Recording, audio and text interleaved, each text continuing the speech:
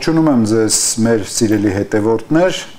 այսօր կրկին քննարկենք մեր երկրի կարևորագույն խնդիրներից մեկը, հանուն սոցիալական արդարության կուսակցության ղեկավար Արման Ղուկասյանի հետ։ Բարև ձեզ, պարոն Ղուկասյան, շնորհակալ եմ, որ եկաք մեր տաղավար։ Վերջի շրջանում հետևում եմ ձեր սոցիալական ցանցերին, շատ ակտիվ գործում եք կապված թոշակների բարձրացման, առողջապահական խնդիրների, սրտի ստենտավորման, տարբեր հարցեր եք բարձրացնում, առաջարկում լուծումներ, հազարավոր մարդիկ հավանում են ձեր գրառումները, կարդում են եւ ինչ եք կարծում այսօր մեր հասարակության հուզող թեմաների մեջ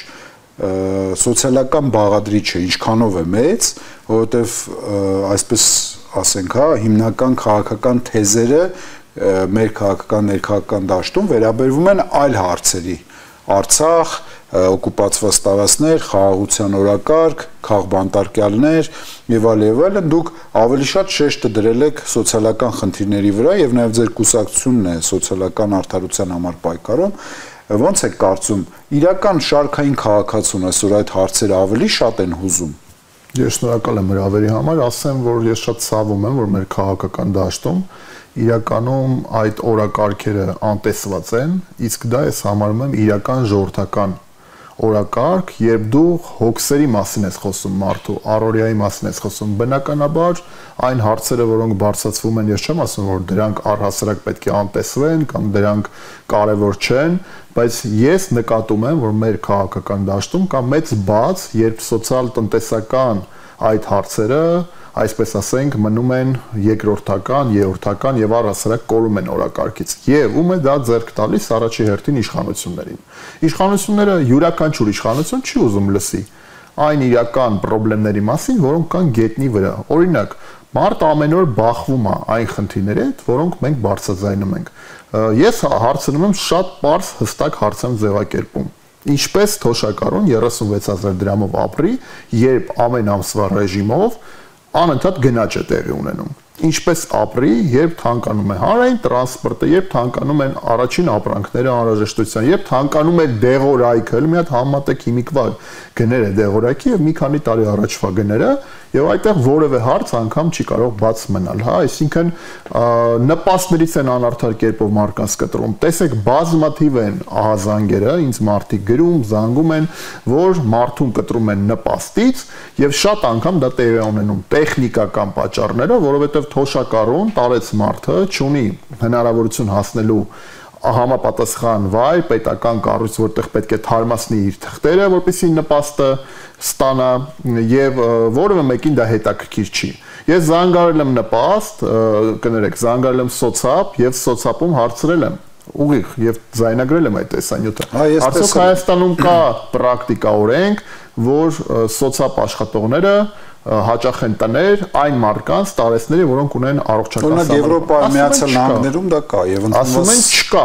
հա, չկա եւ բազմաթիվ հազարավոր մարդիկ դրա պատճառով զրկվում են նպաստներից։ Հիմա սա սոցիալական անարդարության խնդիր է, թե չէ։ Սա կառավարությանը հետաքրքրում է, թե չէ։ Նաեւ ես տեսա ձեր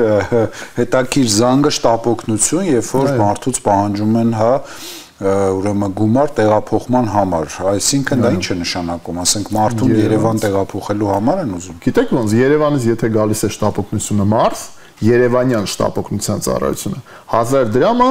1000 ուրեմն դրամը դա մի կիլոմետր է, կիլոմետրաժով են բերում մարդուն։ Պրեմիում բիզնես կլասի տաքսի շտապօգնության մեքենա։ Ես հարցում եմ, իսկ ինչպես է լինում, որ ասենք մարզայինը չի բերում, ասում եմ դե կարող ես մարզային շտապօգնությունը ծանրաբեռնված լինի, ասենք Սևանից զանգես, Երևանից ուղարկեն եւ բազմաթիվ հազարավոր դեպքեր 120, 150,000 դրամ, Սիսյանից 150,000 դրամ, այսինքն չգիտեմ, եթե մարդու կյանքը մեր երկրում կիլոմետրաժով է չափվում, կիլոմետրը 1000 դրամ, եւ որևէ ձև դա չի արտացոլվում քաղաքական դաշտում, դիսկուրսի շրջանակներում, ընդդիմություն իշխանություն, ապա այդ քաղաքականությունը ում համար է, կներեք, մարդկանց համար է մեր երկրում քաղաքականությունը։ Լավ, իրար իսկ մի բան հարցնեմ, դուք նաեւ այդ խոսակցությունից բացի ինչ առաջարկով եք հանդես գալիս, օրինակ թոշակների հետ կապված, վերադառնանք թոշակներին, ես վերջերս կարդացի, որ 10,000 դրամ թոշակները բարձրացնելու համար մեր վրա դա նստում է բյուջեի վրա մոտավորապես 30 միլիարդ դրամ, հա, եթե ես չեմ սխալվում։ 60 միլիարդ տարեկան։ 60 միլիարդ տարեկան, հա։ Ոնց եք տեսնում այդ 60 միլիարդ դրամը, որտեղից պետք է գտնենք, վերցնենք դուք ունեք լիազորություններ որոշելու, հա, այդ գործընթացները եւ ուզում եք ինչ-որ բարեփոխում անեք, այդ 60 միլիարդը մտածել եք որտեղից կարելի է ներդրել։ Իհարկե մտածել եմ հարկային ճիշտ քաղաքականություն։ Որն է դա։ Հարկային քաղաքականությունը գնացեք հարկեք գերշահույթ ստացող ընկերությունների։ Բաները տարբեր չեմ ուզում գովազդի համար ասեմ անունները չասեմ, բուկմեյքերական ընկերություններ, on-line կազինոներ, գնացեք որոնք գերշահույթ են ստանում, երկու անգամ հարկը բարձրացրեք, իդեպ ԿՊ-ից կար падգամավոր, ով առաջարկում էր նման նախաձեռնությամբ էր հանդես գալիս, բայց կասեցվեց երկու անգամ այդ ընկերությունների հարկերը բարձրացնել։ Բա խի չարեցիք, անեիք, բայց ձեր մեջ էլ են ասում մարդիկ արեք, բայց չեք անում, որովհետև ինչ չի արվում, հա, թող այդ պատասխանը տան, բա կառավարությունը այդ հարցի պատասխանը չի տալիս։ Եթե մարդկանց թալանում են այդ ընկերությունները, իսկ թալանում են ու թող չասեն այն, որ բան ով չի ուզում, թող չխաղա, ասում ես վարկային տոկոսադրույքները բարձր է, ֆինանսական կազմակերպությունները 400, 500, 600%-ով քաղաքացիներին բան են անում, թալանում են, ասում են, դե թող չվերցնեն, թող առաջարկ տենց չնի, այ քեզ բան, առաջարկ կա շուկայում, մարդուն դնում եք վատ պայման, ասենք մարդ դրծված վատ պայմաններից գնում վերցնում է, չի լինի նորմալ տոկոսադրույքով վերցնի, պարտադիր պետք է բան, հա, տենց օգտվեք մարդու վատ վիճակից, նույնն էլ այդ ընկերությունները, on-line կազինոները, ճիշտ հարկային քաղաքականության դեպքում հարկելով գերշահույթ ստացող եւ դա արդար կլինի որ գերշահույթ ստացող նման ոլորտները հարկվեն ավելի շատ վստահեցնում եմ ձեզ որ այդ գումարները կա ել չեմ ասում ճիշտ տնտեսական կառավարման դեպքում ճիշտ տնտեսական ճյուղերը զարգացնելու դեպքում միայն ծառայության ոլորտը չէ արդյունաբերության զարգացման դեպքում ճիշտ քաղաքականության դեպքում այդ գումարները շատ հեշտ կարելի է ունենալ դե օրինակ դուք արդյունաբերություն ասել օրինակ ոնց է գտնում էլի ասենք օրինակ շատերը կան քաղաքական ուժեր արդեն որ առաջ են քաշում սովետական արդյունաբերության վերականգնման հիմնահարցերը օրինակ դուք հավատում եք որ սովետական արդյունաբերությունը կարելի է վերականգնել գրեք 30 տարի սովետական միությունը չկա մի հատ մետրոյի նոր կայարան մենք չունենք ինչ ունենք սովետական միության ժամանակ ես չեմ ասում սովետական միությունը կարող ենք վերականգնել վստահ եմ որ սովետական միությունը ինչքան գիտեմ 30 տարվա մեջ Չարբախի կայարանն է բացվել կներեք բայց այդ արդեն դրա հիմքը դրված է եղել սովետական միության ժամանակ նկատի ունեմ լրիվ հիմնովին նոր մետրոյի կայարան սա ուղղակի որպես օրինակ եմ բերում 5 թե 7 տարի է ուզում եմ բացել մինչև այսօր բացում գիտեք հիմա դարավ այդ ճոպանուղու պատմությունը դարավ Հանրահայտ Աչափնյակի նոր վերամշակման աղբի գործարան որ այս 30 տարի վերամշակման աղբի գործարան ու ամեն Իդեպ դա էլ է շատ կարևոր ձև դուք դրանով բարձրաձայնում եք որ մեր քաղաքի ժողովուրդը փաստորեն ինչ օթաշնչում եւ կա արդյոք հետազոտություն ռեալ անկախ հետազոտություն արդյոք Երևան քաղաքի բնակիչները ինչ են շնչում եւ ինչ վտանգներ կա թե դա ինչ որ բարձր տենց ինչ որ հետազոտություն պետք է անցկացնի կառավարությունը առաջերտին պատկան մարմինները բայց հստակ կարող ենք ցուցիչ որպես նայել դա այն է որ Հայաստանը որպես երկիր առաջնային երկրներից աշխարհում քաղցկեղի մակարդակով եւ առաջինն է տարածաշրջանում դա որտեղից է դա գալիս բնականաբար օդի նաեւ աղտոտման պատճառով է գալիս աղբի վերամշակման գործարան մենք մոտավորապես հաշվել եմ եւ դա մասնագիտական հաշվարկ է 170-ից 180 միլիոն դոլար գումար է պահանջում որպեսզի Հայաստանը ունենա այն ծավալներով աղբի վերամշակման գործարանը որը մեզ է անհրաժեշտ հա եւ դա ով է այսօր աշխարհում առաջատար աղբի վերամշակման գործարանի առումով դա Չինաստանն է Չինաստանում կան մոտ 300-ից ավելի աղբի վերամշակման գործարաններ նաև Ռուսաստանում, Եվրոպայում, հա, բայց Չինաստանը առաջատարն է։ Չինական փորձը մենք կարող ենք կիրառել նամանավան որ Չինաստանի կողմից նաև եղել են առաջարկներ ժամանակի ընթացքում։ Ինչու չի կառուցում։ Ես այդ այլում շատ խորը մտածել, դա այդքան է բարդ հարց չի, հա։ Այդ 170-180 միլիոն դոլարը կարելի էր 30 տարվա մեջ ունենալ նամանավան, տեսեք, ներդրումներ բերելով, որտեղ աղբի վերամշակման գործարանը հետո այդ ներդրումները ինքը իրանով ծածկում է, այսինքն փակում է։ Ինչպես դու աղբի վերամշակումից ստանում ես էլեկտրաէներգիա, թուղթ, այլ կարևոր ուրեմն նյութեր եւ այլն, եւ դա վաճառում ես, այսինքն յուրաքանչյուր ներդրում անող ընկերություն, բիզնեսմեն, հա, իրենք ստանալու են այդ գումարը հետ եւ էլ չասեն որ պետական բյուջե գումար է մտնելու։ Ինչու դա չի արվում։ Ես դրա մասին մտածել եմ եւ կասկածներ ունեմ խորը, որ ամբողջ աշխարհում աղբը ամեն դեպքում, հա, աղբի հետ հավաքելը, աղբի սովետաշեն հասցնելը եւ այլն, դա նույնպես որոշակի գումարային նյութական շահեր է պարունակում։ Պետք է հասկանանք ով է այս երկրում այդ օգուտը քաղում, ով ունի շահագրգռվածություն եւ ում հետ է կապված, որ շրջանակներ հետ է կապված, որոնք որ ձեռք է տալիս ներկայիս իրավիճակը, որովհետեւ ես ձեզ վստահեցնում եմ, որ ներկայիս իրավիճակը փաստորեն ինչ որ մեկին կարող է ձեռք տալ։ Մենք կարող ենք նման ենթադրություն անել եւ հստակ նյութական շահի մասին է խոսքը։ Հասկանանք այդ ովքեր են այդ շրջանակները, որոնք որ շահագրգռված են ներկայիս վիճակը պայելու, բայց ասեմ, որ ներկայիս վիճակը պահվում է միայն մեր առողջության, մեր երեխաների առողջության շնորհիվ։ Եվ նորից եմ ասում, մենք ցավոք սրտի ցուցիչը դա է, որ մենք ունենք նման թվեր օդի աղտոտվածության, Երևանը այդ առումով շատ աղտոտված քաղաք է։ Մեքենաների քանակը մենակ։ Ի վերջո գնանք Նուբարաշենցների հետ մի հատ զրուցենք, ամեն ընտրությունից առաջ գնում այնտեղ խոստումներ են տալիս, այնքան են այս 30 տարվա մեջ խոստում տվող մարդկանց տեսել։ Այս իշխանություններն է տեսակ վերջերս հրդեհ էր սովետաշենի աղբավայրում Նուբարաշենի։ Եվ ինչ նորից հիշեցին, որ հեսա շուտով նախագիծը կա, աղբի վերամշակման գործարան եւ այլն։ Այսինքն մեր քաղաքական դաշտում ես կուզենամ, որպեսզի իրական այն օրակարգերը, որոնք ամեն օր մեր քաղաքացիները բախվում են այդ հոգսերի հետ, բարձրաձայնվեն, որպեսզի կառավարությունը առերեսվի իրական Հայաստանի հետ։ Իրական Հայաստանը սա է։ Այն հոգսերն են, այն խնդիրներն են, որոնց հետ մարդիկ բախվում են։ Գնացե փիլիսոփայական իրական Հայաստանի կոնցեպտներից են խոսում։ Եկեք մի հատ դուք առերեսվեք իրական Հայաստանի հետ։ Մի հատ դուք իջեք այս մակարդակի մեջ, հա, այս մակարդակի վրա եւ շփվեք քաղաքացիների հետ։ Լավ, մենք քաղաքական հարց տա մի հատ էլ sense բան դիտարկենք, հա, օրինակ այդ կարևորագույն հարցերից օրինակ ձեզ, օրինակ խորհրդարանի հիմնական քննարկման թեմաներից եւ ընդհանրապես քաղաքական օրակարգի թեմաներից ինչի է այս հարցերը դուրս մնացել։ Ինչ եք կարծում։ Ես կարծում եմ, որ այդ վիրավորանքների, այդ իրար, չգիտեմ, ինչ հարցեր բարձելու նախկինից, ներկայից, միգուցե ապագայից եւ այլն, դա իրենց պատկերացման երևի հետաքրքիր է քաղաքացուն։ Շարքային քաղաքացին իրան չի տեսնում, որովհետև ձեր այդ ասացների մեծ մասը քաղաքական օրակարգի մաս չեն կազմում այսօր։ Բաբան, տեսեք, իրենց երևի թվում է թե իշխանությանը, թե ընդդիմությանը, որ այդ ինտրիգները, այդ, չգիտեմ, շոուները, որոնք իրանք 4 տարի անում են այս ազգային ժողովում, հետաքրքիր է քաղաքացուն։ Ասեմ ոչ հետաքրքիր է, ոչ էլ առասարակ պիտանի է, ոչ էլ առասարակ քաղաքացին արդեն այդ նիստերը նայում ազգային ժողով։ Այսօր էլ ես ստեղ գալուց առաջ տեսա, որ նույն վիճակն է, հա։ Ուրեմն ես ուզում եմ իրենց հետևյալ ասեմ, թե իրենք որոշել են 26 թվականին էլի բոլոր իրական խնդիր իշխանության մասին է խոսքը, իրական խնդիրները ստվերել շոուներով, իրական խնդիրները, որոնց մասին մենք ենք խոսում, որոնց մասին քաղաքացիներն են բարձրաձայնում, ստվերեն բաներով, ռազմորկաներով ու բաներով որոշելով, թե ով է թալանչի, ով է եսի մինչ, ով է նախկին ներկա, դուք ասեք, այդ իրանց սիրելի կապիտուլյանտներ, դուք թալանել եք, դուք էլ հանձնել եք, բան եւ այլն, այդ օրակարգերը, որոնք որ կա, այդ չի անցնելու։ Ես վստահաբար ասում, եթե իրենք ուզում են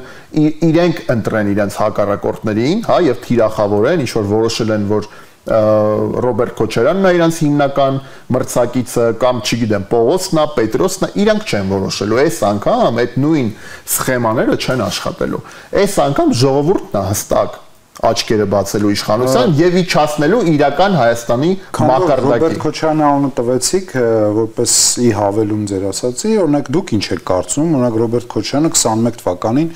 խոսք էր տալիս, որ փրկելու է, հա, կրելու է, հաղթելու է, որ գալու է ավելի ուժեղ Հայաստան ձևավորի, իհարկե չկարողացավ դա անել, բայց այդ տարիների ընթացքում փաստորեն իրենց տված խոստումները եւս չկատարեցին ինչպես իշխանությունը եւ իրենք լինելով ընդդիմադիր ամենամեծ խմբակցություն մեծ հաշվով որևէ բան չարեցին այս իշխանությանը հեռացնելու համար եւ ինչ է կարծում այդ գործելավոճից այդ իրանց պահվածքից հետո շանս ունեն իրենք նորից վերարտադրվելու որպես ընդդիմություն։ Ես կարծում եմ այսօրվա ամբողջական ընդդիմությունը շանս չունի վերարտադրվելու։ Ռոբերտ Քոչարյանի մասին չի խոսքը։ Խոսքը այն ձևաչափի մասին է, այն արխիտեկտուրայի, այսպես ասենք, որը որ կա քաղաքական դաշտում։ Սա շատ հարմար հարմար ձևաչափա իշխանության համար։ Ունենալու միշտ այսպես կոչված նախկինների, հա, կամ այդ կոնցեպտը աչքի առաջ, ասելով, որ ամեն ինչում մեղավոր են նախկինները, եւ անտեսելու նոր ուժերին, անտեսելով այն մարդկանց, ովքեր եւս ասելիք ունեն քաղաքական դաշտում, եւ դուրս են նախկին, ներկա, չգիտեմ, ով ինչ տվեց հայտարարությունները, որ անում է գևառաչակները սոցիալական ծրագրերի եւ բարեփոխումների հետ կապված, որևէ մի պաշտոնյա ձեր հետ կապնվել է, օրինակ ճշտումներ անելու կամ ձեզ տեղեկություններ տալու, որ օրինակ դուք ինչ-որ մի բան ճիշտ չեք ասում եւ դա այսպես չի այնպես է, կամ չգիտեմ, գուցե ձեր խորհուրդները հրավիրեն լսեն, կամ ձեզ առաջարկեն ինչ-որ բանով օգտակար լինել այդ խնդիրների լուծմանը։ Եղել է նման բան։ Դեռևս չի եղել, բայց ինչու եմ ասում, հենց ինչի վրա են հիմնվում, որ ասում եմ իրենք փորձում են ստվերել եւ չարադառնալ, այ հենց դրա համար եմ ասում։ Խնդիրը ես չեմ,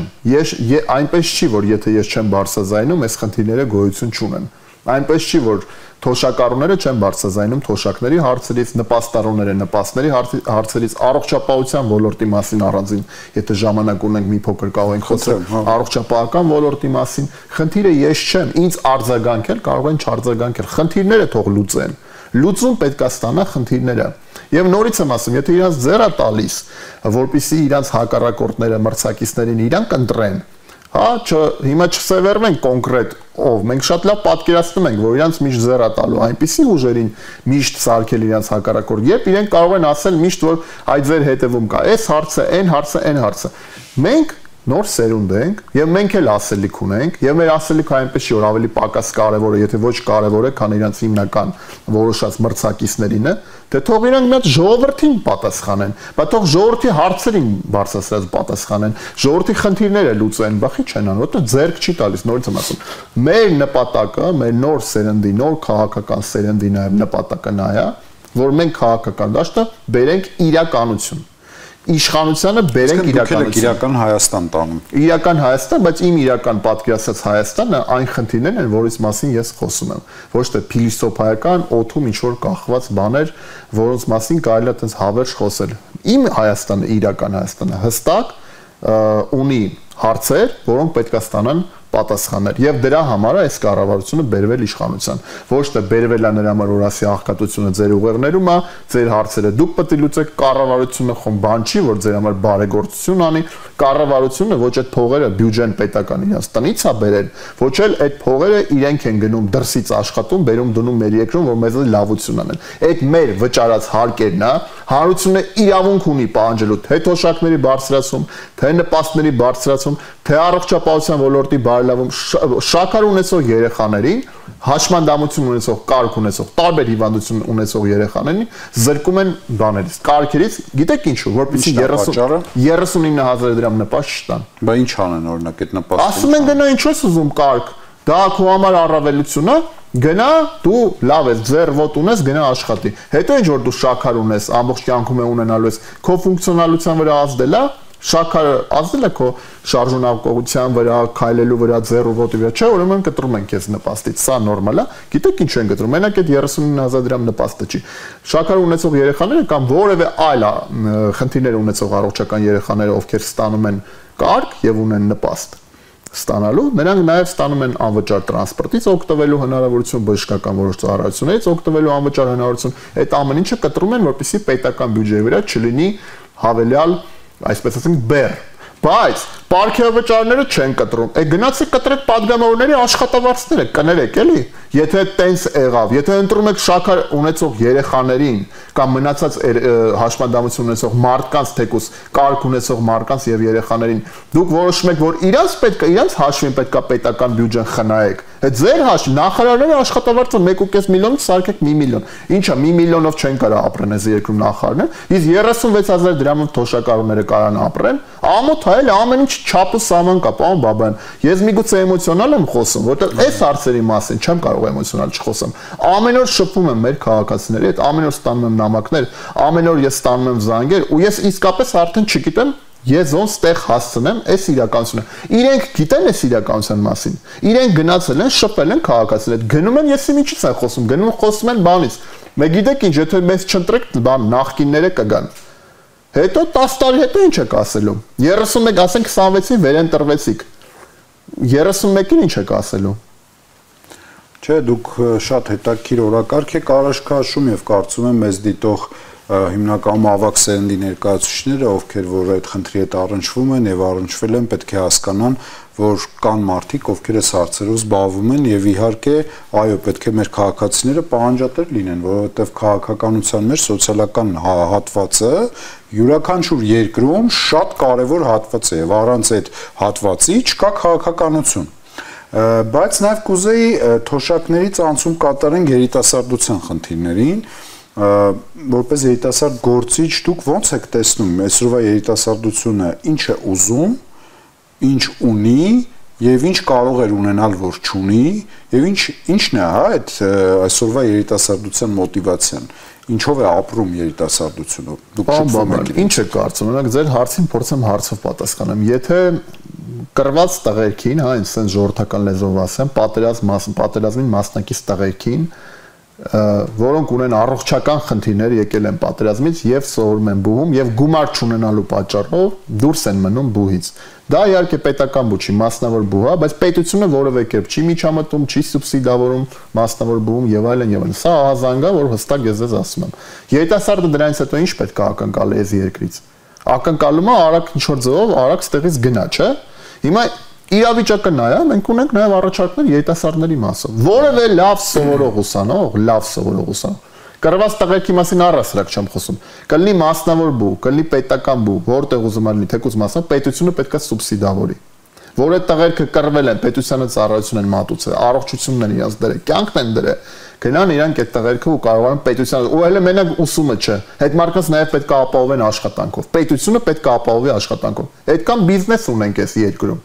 Բա բիզնեսը սոցիալական պարտավորվածություն չզգա, բա բիզնեսը գերշահույթ ստացող,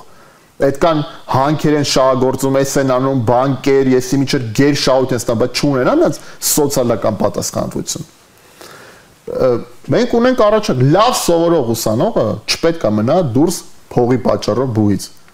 Տվեք հնարավորություն այդ մարդը սովորի, ավարտի, թե լավ է սովորում, եւ հետո ինքը կաշխատի պետական որևէ սեկտորում մի տարի կաշխատի ավելի քիչ աշխատավարձով, այսպես ասենք, կվերադարձնի պետության այդ պարտքը։ Վատ առաջարկը, լավ առաջարկը չէ, կարծում եմ։ Ո՞վ է դրա մասին խոսում, ո՞վ է դրա մասին մտածում։ Կներեք էլի, եթե թափառող, այսինքն շատ պրիմիտիվ օրինակ բերեմ, թափառող շների հարցը միջև հիմա չեն կարողանում լուծեն։ Ինչի մասին ենք մենք խոսում։ Այս կառավարությունը պետք է իրականության հետ առերեսվի վերջո։ Ես հասկանում եմ էյֆորիայի ֆոնի վրա եկան իշխանության, ժողովրդի իշխանություն կարգվեց, հա, ժողովրդը իսկապես իրանց աջակցեց, ակնկալիքներ ունեին։ Ես հասկանում եմ այդ ամեն ինչը, բայց անցել է 7-8 տարի է այս անցնում։ Ի վերջո կարելի է առերեսվել այն իրականության հետ, որը կա։ Եվ ի վերջո կարելի է մի բան ընդունել, որ ոչ թե պետք է նայել այս քաղաքական պատկանելությանը, այն քաղաքական պատկանելությանը, հա, մենք հենց դրա համար է մեր երկիրը տուժած, այլ նայել հստակ այն առաջարկներին եւ ծրագրերին, որոնք կան։ Ես հասկանում եմ նորից պետք է կրկնեմ, որ հարմար է միշտ անտեսել այս խնդիրները, հարմար է միշտ բան անել, ասել, որ դե չկան այս քաղաքական գործիչները, կան այս քաղաքական գործիչները, հա, բայց մի օր հասնելու են նրան, որ իրավիճակը այնպես է լինելու, որ ժողովուրդը ի վերջո իր խոսքը ասելու է։ Լավ, մի տարի, 2 տարի, 3 տարի, 4 տարի, 5 տարի, 6 տարի, 7 տարի հետո դա մի օր ունենում է հստակ ավարտ այդ ամեն ինչը, եւ որ դու պետքա հաշվետու լինես ժողովրդին եւ ասես դու ինչ ես արել։ Անընդհատ նշացնում է 5-6 անգամ թոշակները 7 տարվա մեջ բարձրացրել ենք, հա 2-3000 դրամ, բայց չեն ասում գնաճը ինչքան է 7 տարվա մեջ, նույն ապրանքները 7 տարի առաջ ու հիմա նույն գինն է, դա դրա մասին ոչ մեկ չի խոսում։ Գիտեք, իրականությունը կարելի է ներկայացնել տարբեր սենս բաներից, ուղղություններից, բայց խնդիրը դրանից չի փոխվում, իրականությունը դրանից չի փոխվում։ Շատ հետաքրքիր է խոսել այս հարցերի շուրջ, նամանավանդ որ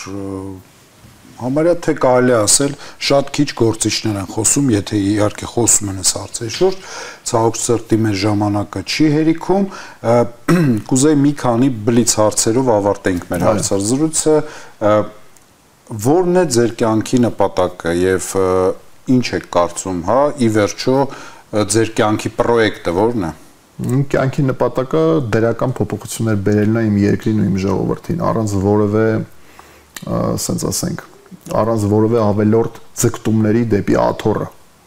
Աթոռակռիվից դուրս, ասենք ասեմ։ Ինչը ձեզ կստիպի հիասթափվել ձեր երկրից։ Կարծում եմ որևէ պարագայում չեմ հիասթափվի իմ երկրից, որովհետև եթե ընտրել եմ քաղաքականությամբ զբաղվելու ճանապարհը, ուրեմն ընդունել եմ, որ յուրաքանչյուր պարագայում պետք է մնամ ձիգ եւ իմ սկզբունքներին հավատարիմ։ Եվ կյանքում ամենաշատ ինչից եք վախենում։ Կյանքում ամենաշատը երևի որ մենք չենք տեսնի այն բոլոր նպատակները, որոնք մենք փորձում ենք, որոնց փորձում ենք հասնել, բայց կարելի ասել ոչ թե վախենում եմ, վստահ եմ, որ այդ փոփոխությունները լինելու են, ուղղակի վախենում եմ, որ դա լինի ժամանակից դուրս, կուզենամ, որ ամեն ինչ լինի հենց ճիշտ իր ժամանակին։ Շնորհակալ եմ հետաքրքիր հարցազրույցի համար։ Եվրոմեդիայի հարգելի հետևորդներ, հիշեցնեմ, այսօրվա մեր հյուրն էր Հանուն սոցիալական արդարության կուսակցության նախագահ Արման Ղուկասյանը, իսկ մենք կրկին շուտով կհանդիպենք։